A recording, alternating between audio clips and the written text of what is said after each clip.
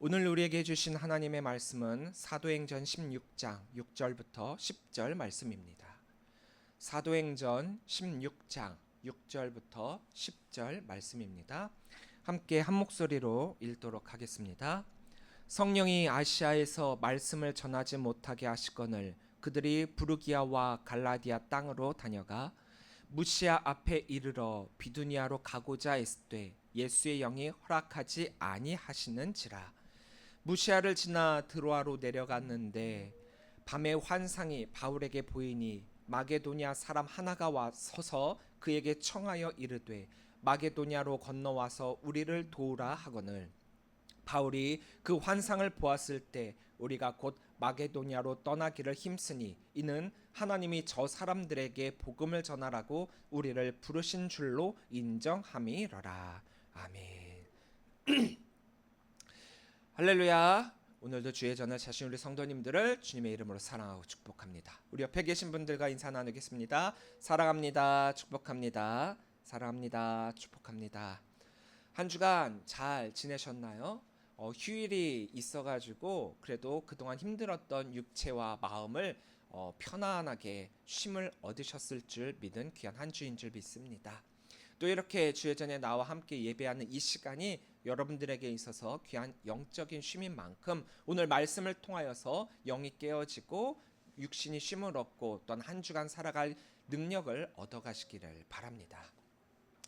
제가 아는 선교사님이 한 분 계세요. 이분은 선교사로 부름을 받고 또 선교지로 나갈 나라도 정하고 선교 훈련도 마치고 이제 그것으로 선교를 하러 가기만 하면 되는 그런 분이셨습니다. 이분이 A라는 나라를 헌신하기로 결단을 하셨어요. 그래서 그 나라에 맞게끔 열심으로 준비하고 기도하고 선교할 때만을 기다리고 있었습니다. 드디어 이제 그때가 다가왔어요. 그래서 사명과 소명을 이룰 때가 되어서 이제 파송해줄 교회와 이제 조인을 하고 그 교회를 통해서 파송을 받기만 하면 되는 때가 되었습니다.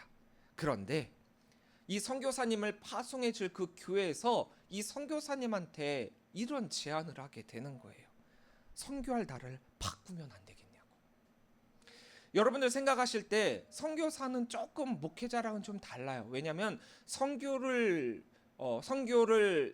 부름받고 선교지로 나가기 위해서는 그 나라의 언어와 풍습과 문화를 먼저 익히고 충분하게 훈련이 되어진 상태로 나가야 되거든요.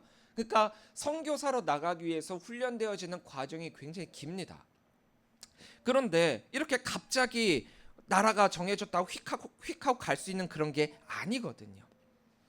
뭐 그런 분들도 있을 수 있죠. 폰만 선교사고 뭐 시간만 좀 때우고 돌아와야 되겠다라고 생각을 해서 그 나라 언어 또 그 나라 문화 익히지 않고 그냥 가서 몸으로 부딪히고 시간 돼서 돌아오시는 분들도 있어요. 하지만 그런 분들은 선교사가 아니죠.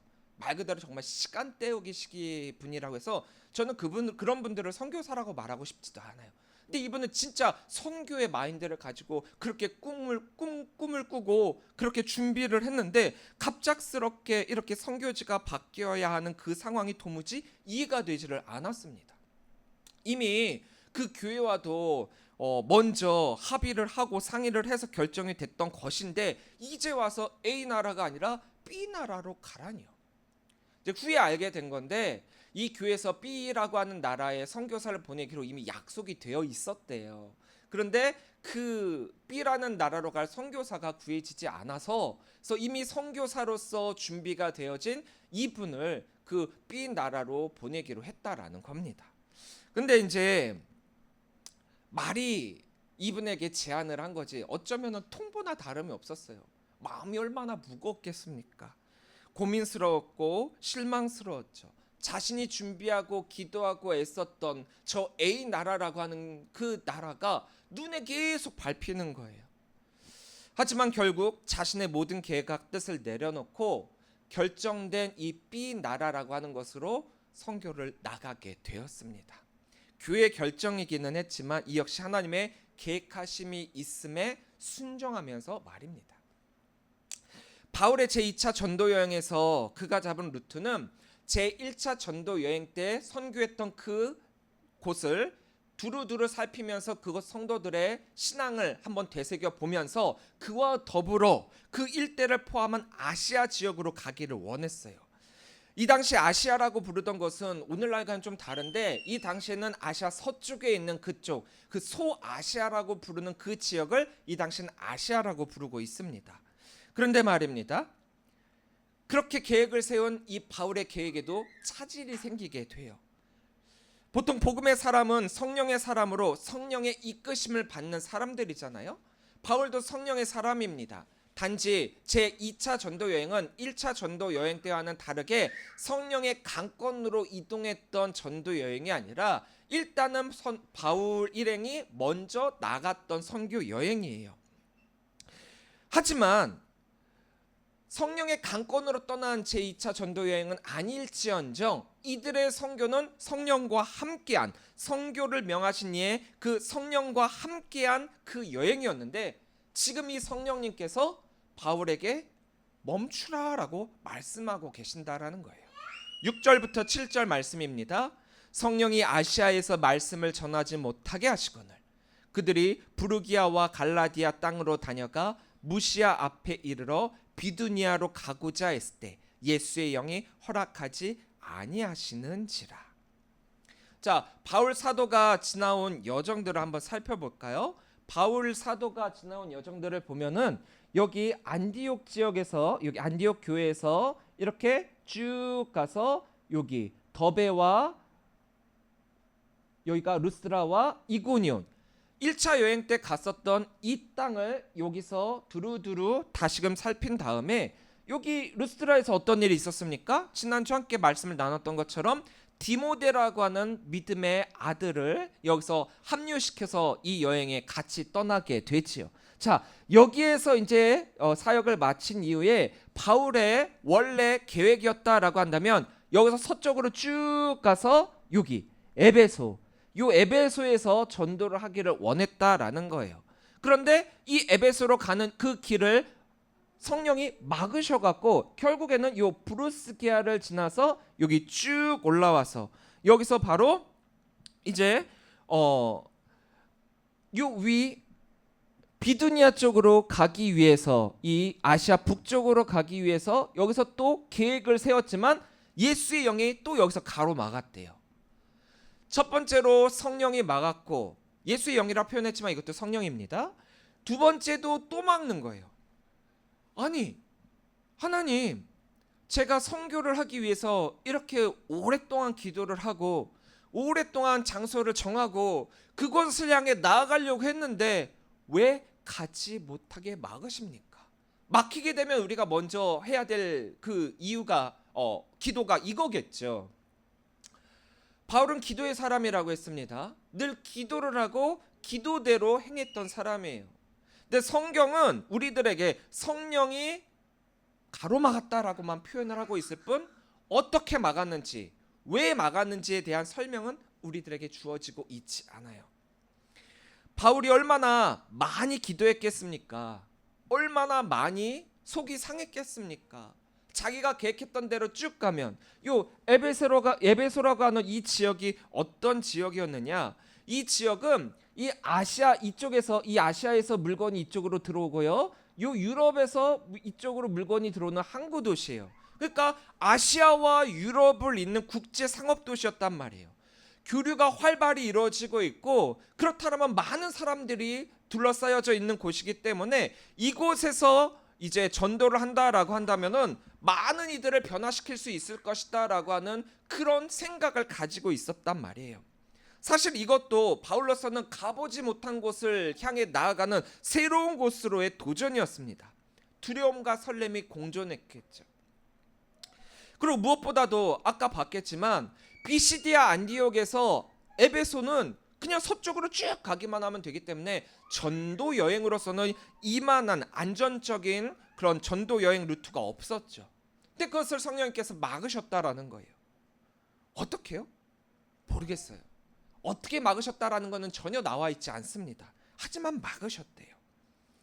바울이 얼마나 기도했겠습니까? 자신이 선교하고 싶은 지역으로 보내달라고. 이 아시아에서 선교하고 얼마나 선교하고 싶었겠습니까? 그럼에도 불구하고 가로막히게 되었습니다. 그래서 어쩔 수 없이 부르기아와 갈라디아 땅으로 지나가게 되고, 그곳을 지나면서 복음을 전하면서 그 다음 행선지로 이제 북쪽에 위치한 비두니아로 가기 위해서 무시아라는 곳을 향했더니 여기에서도 또 막혀. 와, 저 같았으면은 한 번 계획해서 막혔어? 그래? 이거 정도는 어느 정도 이해를 했다가 또 다시 또 막혀서 와, 굉장히 마음이 상했을 것 같아요. 그리고 굉장히 무너졌을 것 같아요. 선교의 마음이라는 게 사실 갖는 것도 힘들지만 가진 다음에 행하는 게 더 힘들거든요. 그런데 그 앞을 가로막는 거대한 산, 내가 하고 싶은 대로 하지 못하는 산. 사실 선교는 내가 하고 싶은 것을 하는 게 아니라 해야 되는 것을 하는 게 맞지만 우리는 인간인지라 하고 싶은 것을 할 때가 얼마나 많이 있습니까? 그런데 그렇게 또 멈추게 됩니다.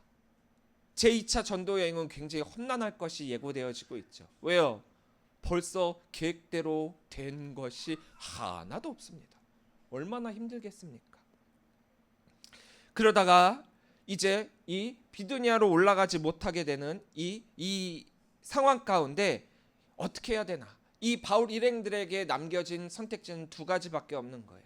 하나는 다시금 비시디아 안디옥으로 돌아가는 거냐, 아니면 좀 더 서쪽으로 한번 가보는 것이냐.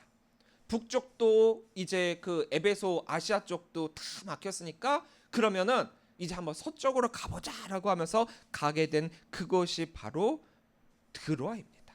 근데 이 드로아에서 어떤 일이 일어나느냐? 8절부터 9절입니다. 무시아를 지나 드로아로 내려갔는데 밤에 환상이 바울에게 보이니 마게도냐 사람 하나가 서서 그에게 청하여 이르되 마게도냐로 건너와서 우리를 도우라 하거늘. 자, 바울은 이곳에서 마게도냐로 건너와서 우리를 도우라라고 하는 환상을 보게 됩니다. 마게도냐는 어떤 지역이냐? 빌립보와 데살로니가, 베레아라고 하는 지역을 포함하고 있는 곳인데, 알렉산더 대왕 통치 때는 이곳이 굉장히 부흥했던 곳이에요. 전성기를 이룬 곳인데 지금은 이 지역이 로마의 그런 통치를 받고 있게 되었습니다. 성령께서 왜, 어떻게 바울 일행의 이 전도 여행을 막았는지는 정확하지 않아요. 하지만 분명한 것은 이유가 없는 가로막음은 아니었다라는 거죠. 성령은 때로는 우리가 가야 할 길을 인도하시기도 하지만 성령은 때로는 우리가 가고 있는 그 길을 가로막으실 때도 있습니다. 그 이유가 무엇인가? 무엇 때문에 우리를 도우시는 성령께서 우리의 길을 막으시고 계시는가? 아까도 얘기했다시피 기도의 사람 바울이기에 이 상황 가운데 얼마나 기도를 많이 했겠습니까? 그 기도의 질과 양은 우리가 하는 것 이상이었을 거예요. 수없이 하나님께 물었을 것이고 수없이 통탄했을 것이고 수없이 마음이 상했을 거예요. 하지만 바울이 내린 결론은 이것입니다. 10절입니다. 바울이 그 환상을 보았을 때 우리가 곧 마게도냐로 떠나기를 힘쓰니 이는 하나님이 저 사람들에게 복음을 전하라고 우리를 부르신 줄로 인정함이로라. 자, 여기서 마게도냐는 유럽이에요. 오늘날 우리가 알고 있는 유럽입니다. 마게도냐로 가서 무엇을 도와야 할까요? 이들은 지금 전도 여행을 하고 있으니까 그들이 하고 있는 사역은 전도입니다. 우리에게 와서 도라라고 하는 건 당연하게도 복음이라는 결론을 내리게 되죠. 자, 자신들이 하고 있는 복음 전파, 전도 사역, 아시아에서 하고 싶은 마음이 원대한 꿈을 안고 왔는데 지금 이 환상을 통해서 자신들이 전도해야 할 지역이 아시아가 아니라 저 유럽이라는 사실을 이제 바울은 깨닫게 됩니다. 이제서야 바울은 알게 된 거죠. 왜? 성령이 자신이 계획한 아시아로의 그 길을 가로막으시고 이곳까지 인도하셨는지 말입니다. 그가 복음을 전해야 할 곳은 아시아가 아니라 유럽이었던 거죠. 우리는 지금 사도행전을 함께 나누고 있습니다. 사도행전의 이름은 말 그대로 사도들의 행적을 적은 사도들의 사역에 대해서 나누고 있는 말씀이기 때문입니다. 하지만 보다 더 완숙하고 깊숙한 의미로서의 이 제목은 사도행전이 아니라 성령행전이죠. 즉 성령의 이끄심대로의 사역을 사도들이 감당하고 있다라는 거예요. 그러니까 이 사도행전의 모든 사역과 모든 사도들의 행적은 인간의 계획과 생각대로가 아니라 성령의 이끄심대로였다라는 겁니다. 마게도니아 즉 유럽으로 들어가 복음을 전하게 된 것은 바울 일행의 결단과 결정에 의한 것이 아니었습니다. 전적으로 성령의 이끄심 즉 하나님의 계획하심이었다라는 것을 우리는 놓치지 말아야 돼요. 하나님께서 바울 사도의 이 전도 여행길을 가로막으신 것은 선교 그 자체를 막으신 게 아니라는 거예요.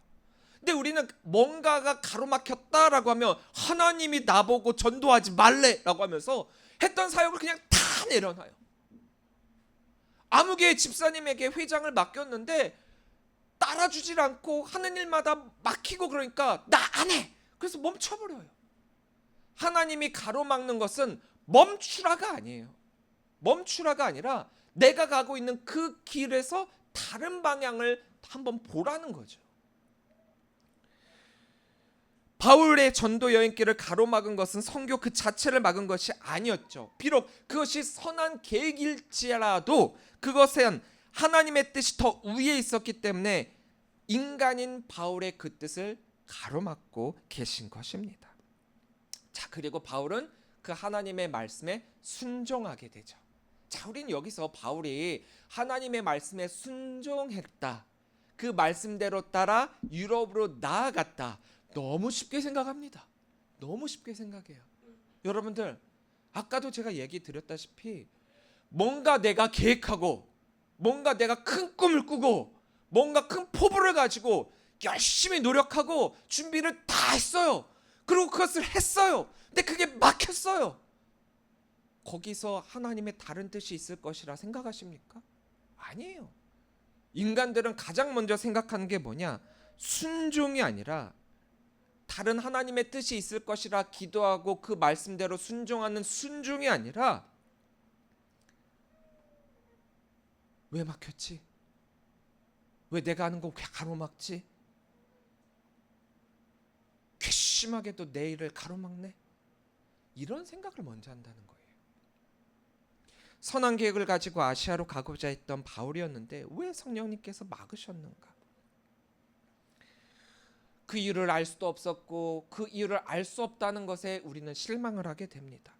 내 계획은 보다 치밀했고 정확했고 완벽했고 그 계획대로만 한다면 전도에 큰 부흥이 있을 것으로 또 이 에베소 지역을 부흥시킴을 통하여 하나님 나라를 확장하는 데 큰 도움이 될 것이다 라고 여기고 있었는데,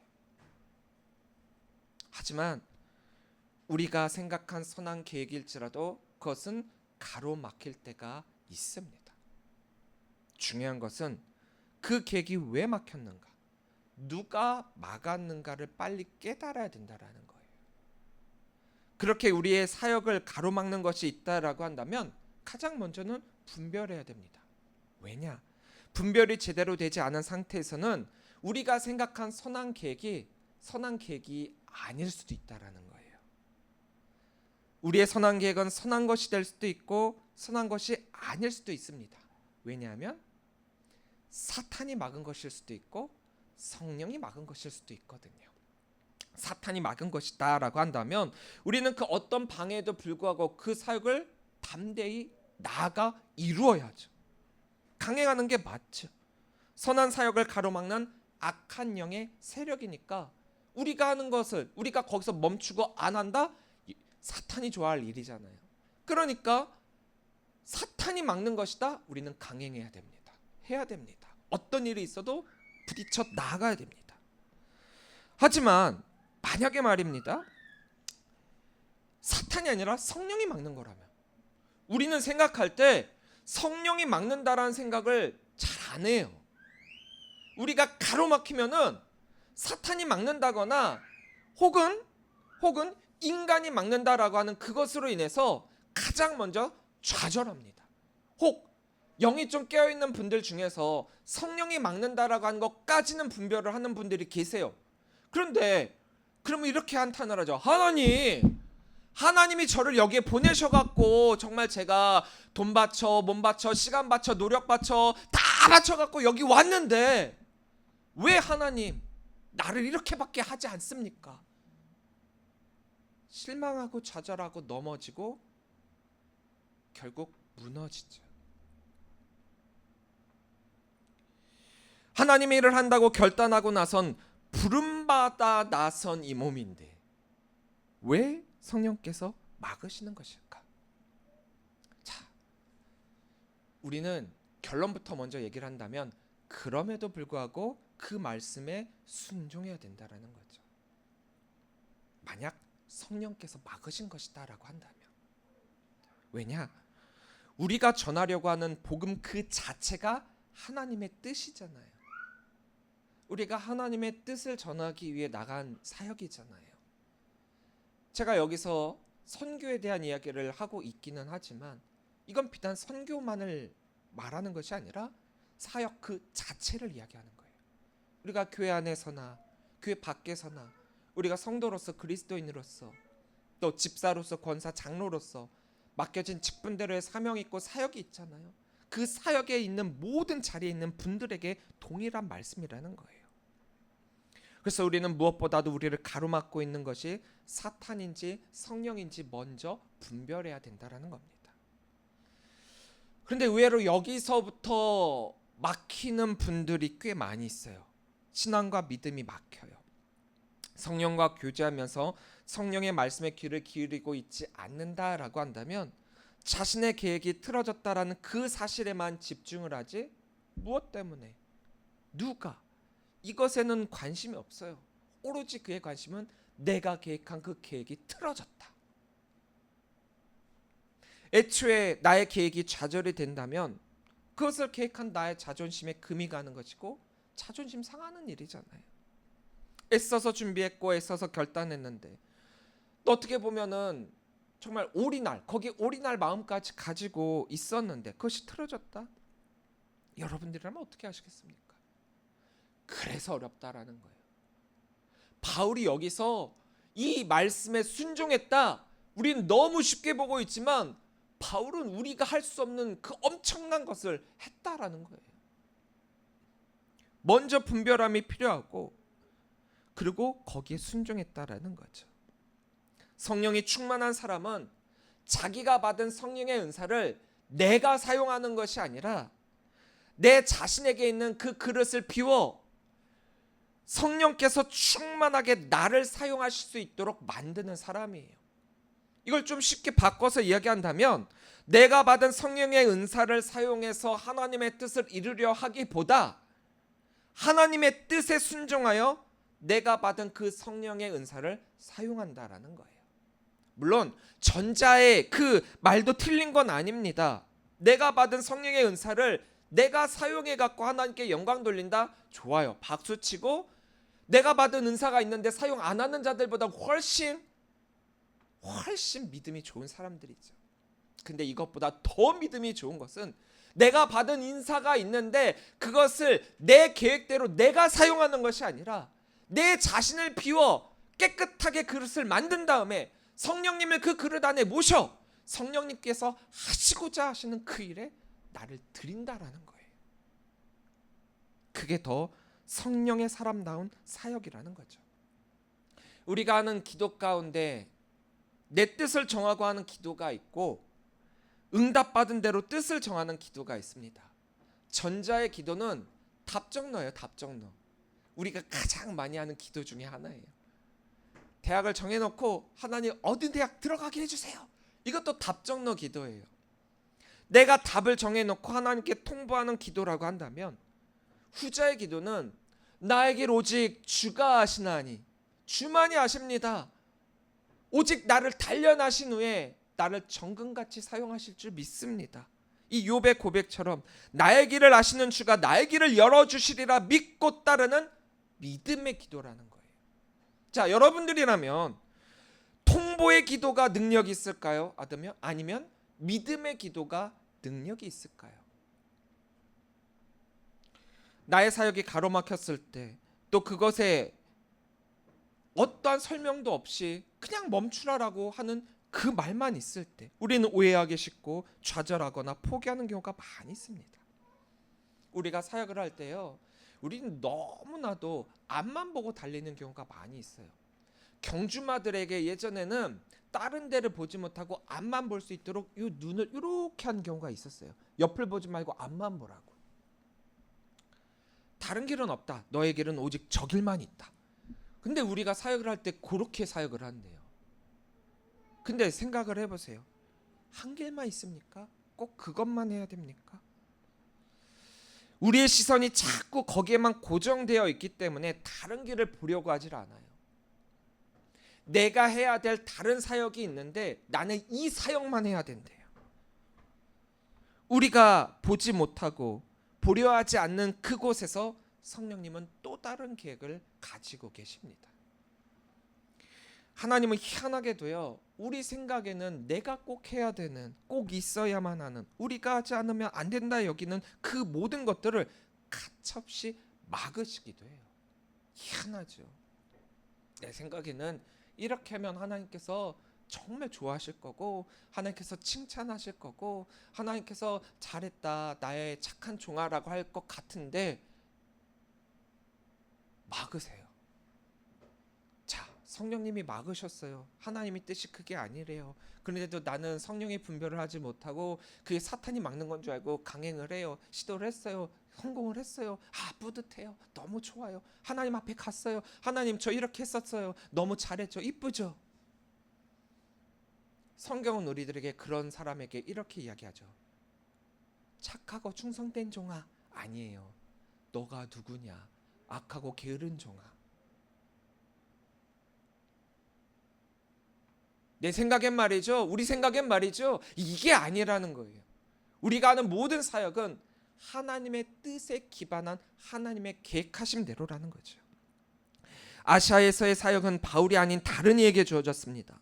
바울에게 필요한 사역은 이곳이 아니라 다른 곳이었죠. 아시아 지역은요, 베드로 사도를 비롯한 다른 사도들이 이 지역을 선교하게 되었고, 바울에게 필요한 그 사역지는 바로 로마였다라는 거예요.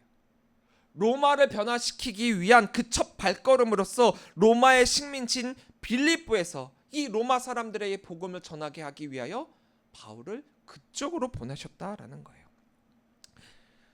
로마 어떤 지역입니까? 지금 이 당시에 그 일대 패권을 지니고 있던 강대국입니다. 그런 나라에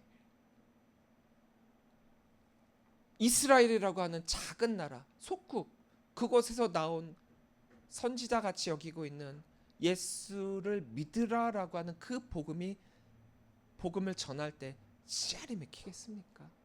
코웃음 치겠죠. 거기가 어디라고?